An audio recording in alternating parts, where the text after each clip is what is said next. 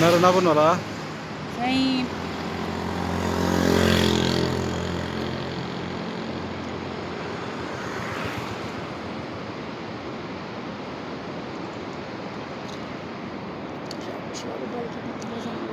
यहाँ पे कोई लैंडस्लाइडिंग हो गई है शायद।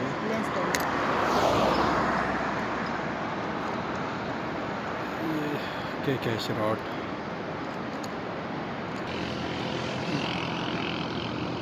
अगर इससे पीछे आबादी है तो शायद अगर पानी आ रहा है तो शायद कुछ ना कुछ ज़्यादा कोई बड़ा मसला हो सकता है। अगर पानी नहीं आ रहा है तो फिर खैर है।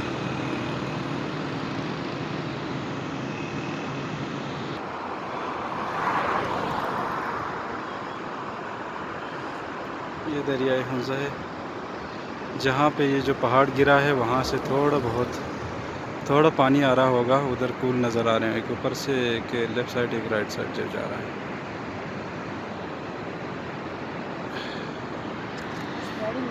पानी आ रहा है, ये देख सकते हैं आप, बिल्कुल गदला पानी आ रहा है। बाकी उस गदला पानी की निस्बत ज़्यादा गदला है। जो ऊपर धुआं निकल रहा था उस साइड से जो पानी आ रहा है वो आप लोगों को मैं दिखा सकता हूँ।